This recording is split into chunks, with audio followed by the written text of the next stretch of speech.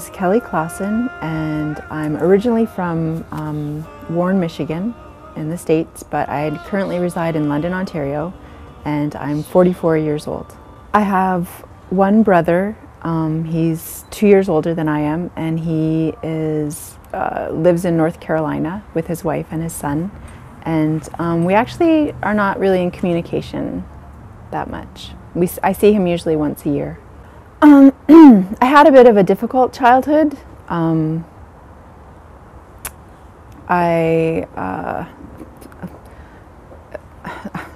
guess I have some good memories. Like, we used to play games, card games and that with my parents, my brother and I.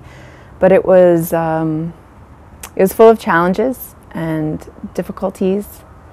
But my parents, knowing what I know now, I know my parents did the best that they could at the time. But yes, it was moving from the States to Canada when I was 9 was a good thing for me.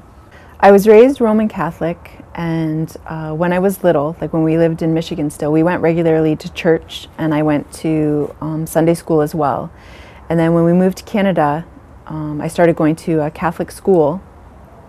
And personally, I loved it. Like, I loved going to Catholic school. I loved going to Mass. Not everything was logical to me, though.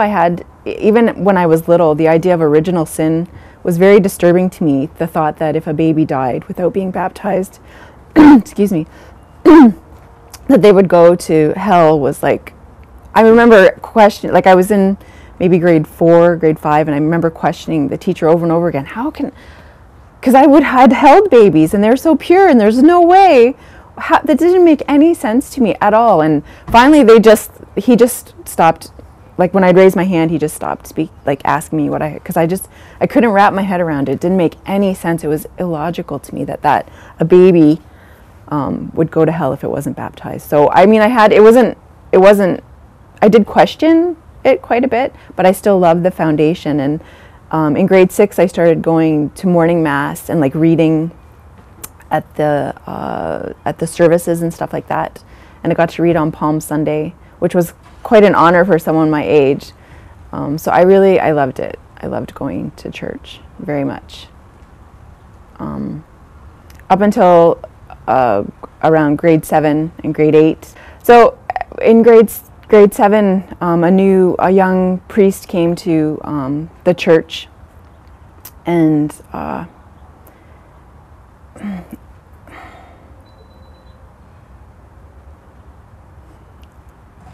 I'm not sure the right way to phrase this. We became romantically involved, which is of course quite inappropriate for him to have done with a 12-year-old. I wasn't the only one either, and he was just recently charged and sent to jail for 4 years as a result of the abuse that happened back then. There was 4 of us that came forward and charged him. But there was probably dozens of us. And so after that happened, it was very devastating to me, because I felt like I had lost God. Like, when he stopped seeing me, I was crushed. I had, like, he had led me to believe that someday we were going to be married and all these other ridiculous things. Like, at the time it was, but as a 12-year-old, and he didn't represent God to me, but in the Roman Catholic religion, like, you're led to believe that the priest is like the representative speaks for God, essentially, which is of course ridiculous. But so it was very devastating to me at the time. Like, I felt like I had lost God. I felt like I was just lost. I was so lost. And of course I wasn't able to tell my parents about it. I didn't tell anyone. None of us did at the time, even though we all knew who the other girls were. And he got caught at that time, way back then, and they just moved him to a different parish. Instead of removing him from the priesthood, they just moved him to a different parish, where he continued to do what he did with girls in that area as well. It was like, I even tried to kill myself, like, when I was in grade 9. It was that devastating for me. But that was a turning point for me. Fortunately, I'm here right now, and I basically just struggled through those years in between, like from the time I was 12 until the time I was 42, 43. But it was always, like looking back now, I can see that God was always there. I was so protected, because even though I had been through this devastating thing and made poor choices, I never really got into any serious trouble. I did some things that didn't make sense, that I'm sure my parents were extremely confused as to why I was making these choices, but it was never, I was never in danger. I never sunk low as some of the other girls. And I can look back now and just, God was always there. I was the one who had turned away from God. He hadn't turned away from me. Prior to a year ago, last December, I really had absolutely no idea about Islam at all. I know I had heard about Muslims during 9/11, but it wasn't anything. I didn't know anyone. I had formed no opinion. If somebody had asked me at that time, I would have been, I know nothing about it. I think they don't eat pork, and they wear headscarves, and that's the extent of my knowledge. I had nothing, and I had no interest in it either. But 2 or 3 years ago, I knew that I missed God in my life, and I was considered going back to Catholicism, but it was poison for me. Like the fact that what had happened, that they'd let it happen, that it continues to happen to this day. It's just, there's no accountability. That has nothing to do with God. I'm sorry, in my opinion, that has nothing to do with God. I looked into Judaism very briefly, but it was just like, this is not, so I was just kind of lost. I knew I had attended a meditation retreat, so I looked at the New Age way of being spiritual, but God is not there. Like in the New Age movement, they talk about creation and the divine spirit in that, but there's no accountability. Once again, they talk about like your God, God's in you and you're the creator of, and it's like, that's so ridiculous. I'm sorry, I didn't create the heavens and the earth, and I did not create the birds and the bees, and it's ludicrous. There is some good in it, because it is a way. There's meditation, which is a part of it, which helps to quiet your mind. It does bring you inward, but there's no accountability there. There's basically no rules. It's almost a free-for-all, with the idea that you shouldn't hurt other people, but there's so much manipulation in that takes place in the New Age movement. It's very unhealthy in its own way, from my personal experience. And so I just had kind of let it go. I just had put it out there that I was, I had been in therapy. That was one of the things the Catholic Church did do. They paid for therapy as a result of coming forward about what Gabe had done. And I was starting to try to put my life back together. Because I felt, for me, I had hit rock bottom. And it wasn't even that low or that difficult, really. And then it just, I met someone online and started talking with them.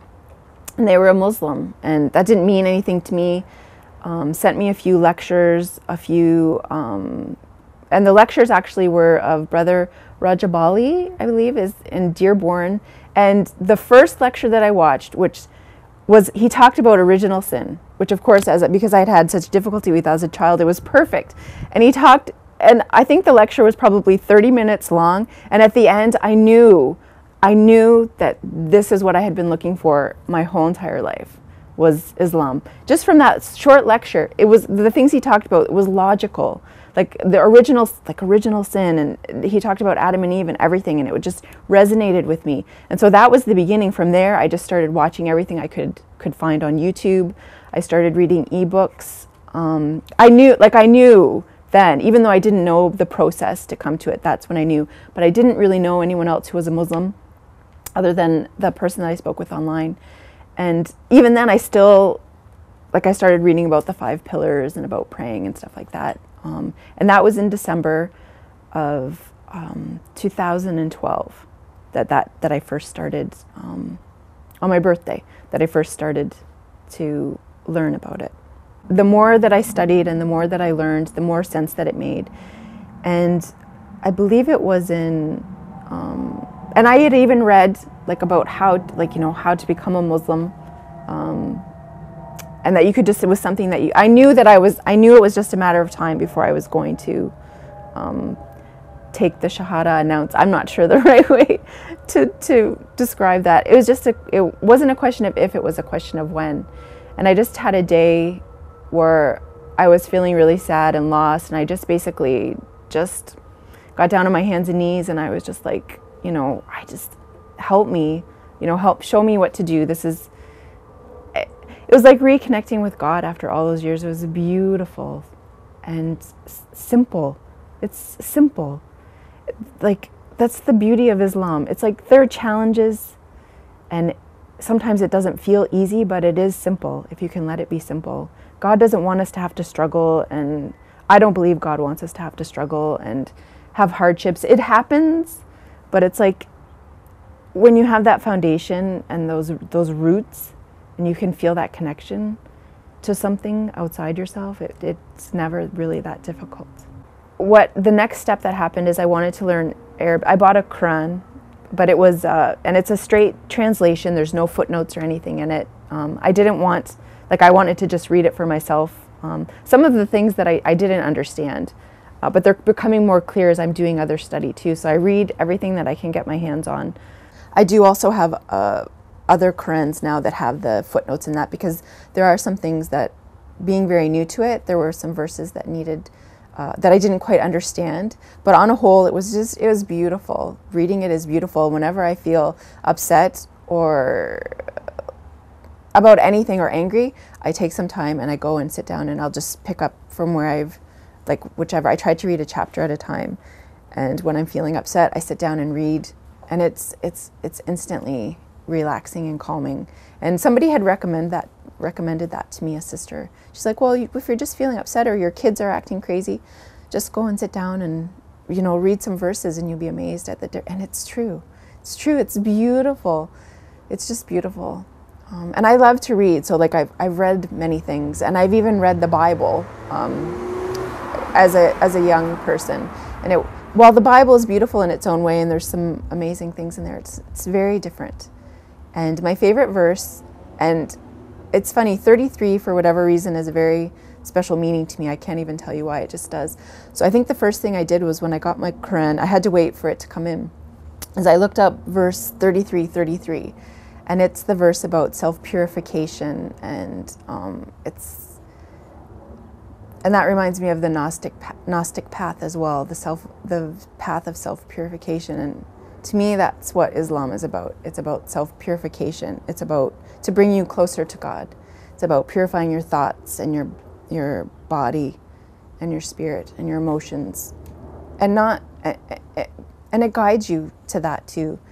It's just, it's beautiful. It's beautiful. Like, what beautiful message. It's like, purify yourself so that you can live that expression. And I think that's obviously, in my opinion, and I'm obviously not a scholar, and I just know the very, very, very tiniest tip of the iceberg of what Islam has to offer. But it's like, that's what the prophets were, that living example of that purity. And it was beautiful. So that 33, and that actually ties in with my favorite hadith, which is the story of the blanket. And it's so funny, because I didn't know this at the time, and I was at the Almaty Center at the children's program, because since it was the easiest way for me to come and learn some of the basic. And she reads the story of the blanket, and it's where the Prophet comes to his daughter's house, and I won't tell the story, but they end up all under the blanket, and Gabriel asks God if he can come and go under the blanket as well, and God says yes. And it's in that time that he gives them the verse, the 33 about the self-purification, and it has to do with their family specifically. But I remember when she was reading that story, and I realized it was that verse. It was just, I don't know why it's just very special to me. It's just very special to me.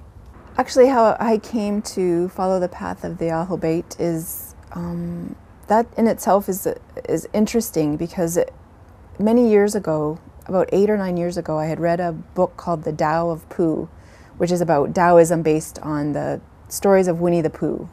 I had heard about it. I'd loved the Winnie the Pooh stories as a child, and so I was like, I'm going to read this. And there was a line in that book that said, I can't remember the context of it, but it was, be still and listen for the calling of the 12. And that just like, I was just like, that really resonated with me. I wrote it down and hung it on the wall, and I didn't know what it meant. I was thinking of the 12 apostles. I'm like, what's this referring to? So why does this mean something to me? And then I forgot about it.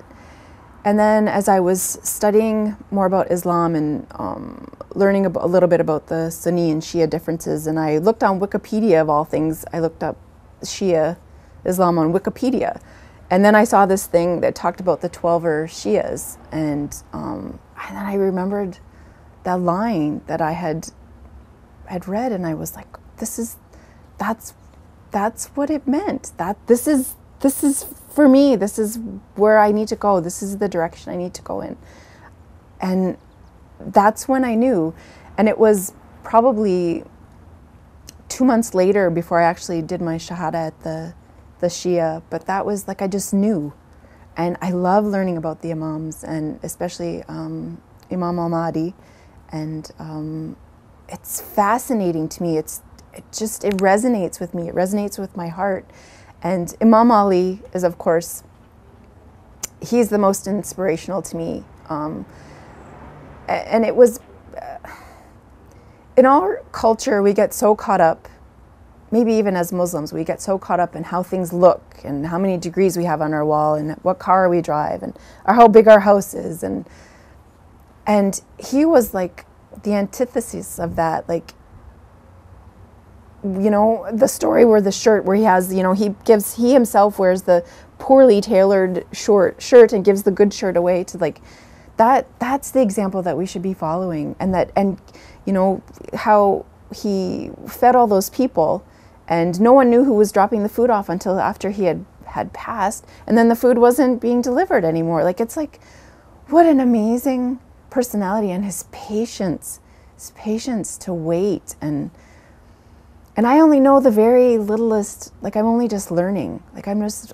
learning the very barest. And of course, even like in his sons as well. It's just a never-ending example and reminder of what's really important. It's not what we think. It's not what we get. It's like the illusion of our culture of, you know, it's not that. And for me, following the Ahlul Bayt, that's my reminder for patience and for to be humble, and, you know, and to give, not so that I can say, look what I did, but, you know, so that no one ever knows. It's because I'm not doing it for anyone else. And it's just, that was always missing for me. I didn't have good examples. Actually, I have 3 times that I pronounced the Shahada, which is, I guess that ties in with 3. I don't know, that's not to make 3 special, but anyways, I did it once at home. It was the day when I had just got down on my hands and knees, and I just said to God, what do I need to do? Like, how do I start to make these changes in my life that I want to make? And so obviously online there's a place where you can go and it helps you to pronounce it. And so I did it at home myself, and I didn't tell anyone, and because it was just for me, obviously. It was between myself and God. And I did it again at the Halakha night, when the first night I went to the Halakha night, and that was a little bit different because she had asked me to say something different. And at the time, I didn't know what I was agreeing to, but because everyone was looking at me and I was kind of on the spot, I just said it.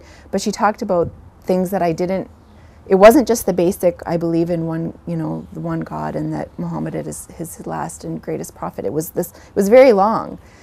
And I didn't feel entirely comfortable, but I didn't want to say anything, and so I just went along with it. Anyways, that's what I'm going to say about that. But then I did it a 3rd time when I went to the Shia, after I talked with the sister who helped me there. And, you know, I said to her, I want to do my Shahada again, and I want to add the line about Imam Ali. And she's like, well, you don't have to do that. I said, I know, but I feel like I really want to do that. And so the sheikh was coming. He happened to be there. They have one part-time there.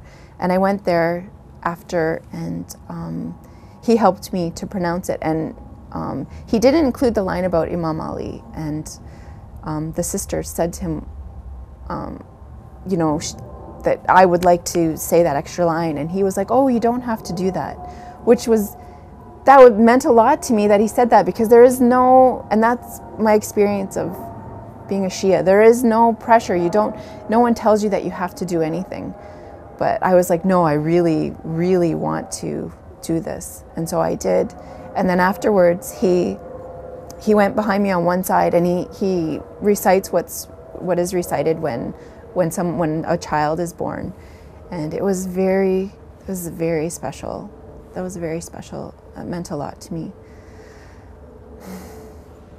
Actually, have just come to the end of my first year. It's been a year, I think, this past May. And it's been, there was like a honeymoon stage, and I had read that, like when you first convert, and I've heard other converts and reverts say that as well, that there's just this bliss, because you found something, you found this beautiful gift, and everything feels really easy. Even though since wearing hijab, I've had people be horribly rude to me, which was a surprise. And it's still disconcerting sometimes, but I realize that that's their problem, and it's their misunderstanding. And if they truly understood what Islam was, they would absolutely not have a problem with me in any way. But it's been challenging over I think since like when it was actually a year since I had discovered Islam was a really difficult point for me. Like the honeymoon was over, basically. But that's also the beauty of it, is that it's okay to have these difficult times, and like it's a part of it. You can't always be happy all the time. Like, that's life. Things happen. There's challenges. But having Islam and having my daily prayers and having the support, especially of some specific sisters who, whenever, any time of the day or night I needed anything, they were there for me. It's been helpful.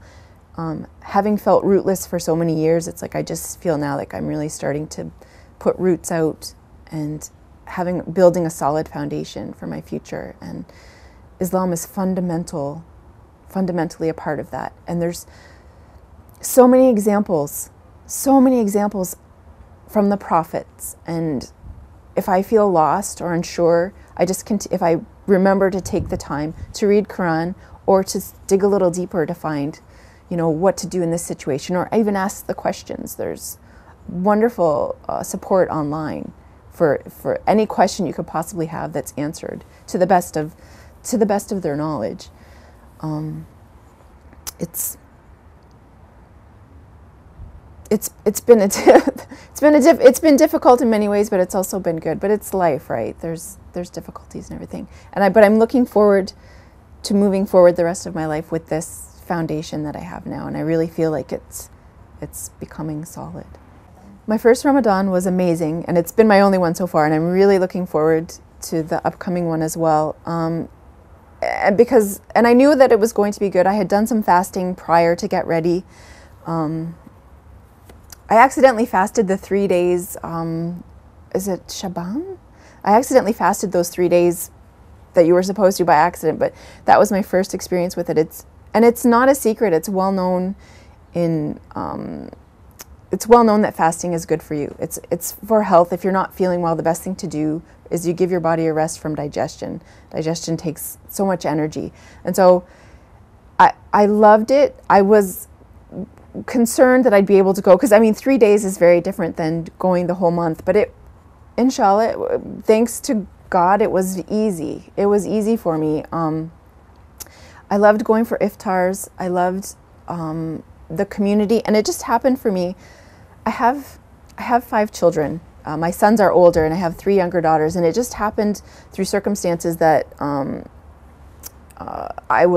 they were away visiting for most of the month of Ramadan, and so it was easy for me that way. I didn't have it was very easy for me. So it was just me on my own. I wasn't working at the time, and so obviously that made it very easy for me to follow and to not drink during the day, even when it was really hot and I was very thirsty. It was very clearing, and I loved going to the Ahmadi Center with everyone. I loved it, like the community and breaking fast with everyone and praying together. It was beautiful. Unfortunately, near the end of Ramadan, I had a very, very huge personal challenge come up that tested me to the limits of my emotions, and that of trying to get my daughter back. And it looked like I wasn't ever going to see her again. And if it hadn't been for fasting and the praying and everything that I had done before, I don't think I would have gotten through it. And with the support of the sisters, and that, it was amazing. And it's not accidental that it all happened at that time, but I don't think I would have gotten through it if it hadn't been Ramadan, if I hadn't been fasting, if I hadn't been spending all that time praying. It's a beautiful gift. Fasting is a beautiful gift. It is a prescription for health, not just physical health, but spiritual and emotional. And so I'm really looking forward to it. It's going to be more challenging, obviously, this year. I'm working and with the kids and things like that, but I'm looking forward to it so much. Because you wonder, like, why do all the Muslims look so forward to Ramadan? Like, what, they don't want to eat for a month? Like, that's crazy. But it's beautiful. It's a beautiful thing. Also, a beautiful memory is, as my daughters are coming to the center, and they have a children's program now that's run by an amazing sister. She has help now too, but it's a beautiful program. And because I didn't want to force, and I don't force my children because they're not born Muslims, and this is new. And so I didn't, like, there's no compulsion in religion, right? I didn't want to force them, but at the same time, I very desperately hope that they'll embrace it. And as we're going to the center, that's my advice, go to this, you need to be in community, but as we're going and they're leaving there and they're so excited, and then they're telling me stories that I don't, like, they're learning things that I don't even know yet, and they're sharing it with me. It's really exciting to see that as we're going along this journey together, they're starting to, call themselves Muslim. Like my 7-year-old daughter, when people ask, she says, "I'm a Muslim." And that just, it's like, yes, you are. It's beautiful. It's beautiful. Well, actually, my message for everyone is just knowledge is a good thing. So even if you're just slightly interested in Islam, or even just learning about different religions or cultures, there's beautiful stories. It's so fascinating, even like from a historical perspective, not even from a religious perspective. It's fascinating history and culture that I learned nothing about in school, less than nothing. I knew nothing, or heard negative things, but understanding how the news media works, just took it with a grain of salt. But if you're considering converting and you like to read as much as you can, and ask for help. You need the help and support, because especially once the honeymoon's over, you need that community. You need to go to the centers when you can. Go to the centers, ask for help. There's so many amazing people who have dedicated their lives to helping the converts and answering the questions to the best of their knowledge. And it's just, and don't stop asking questions. Like, and that's another thing about Islam. It tells you, like it says, don't just accept, like, question everything, challenge everything. And at the end of the day, there's logic prevails. It's logic, it's logical, it's scientific and logical. How can you argue with that? But you need help. And my advice for people who have been Muslim for a very long time is, to understand that as converts, it's overwhelming at times. And, we're doing our best to follow the rules, but, having not lived most of my life following these rules, I forget. Like I'll reach out to shake a brother's hand. And I don't mean any offense, but but I do understand that, it's inappropriate. And I certainly don't want to offend anyone, but it's like, have some patience. And no, I don't speak Arabic, and I would love to, but if I don't say my greetings properly, perhaps, you could just have some patience, or if some of my hair is poking out, that it's okay. And just patience and love, which I have mostly experienced, but, sometimes people take it for granted when they've 50, 60 years have lived their life this way, and they understand the ins and outs of it, and it could be, they just forget.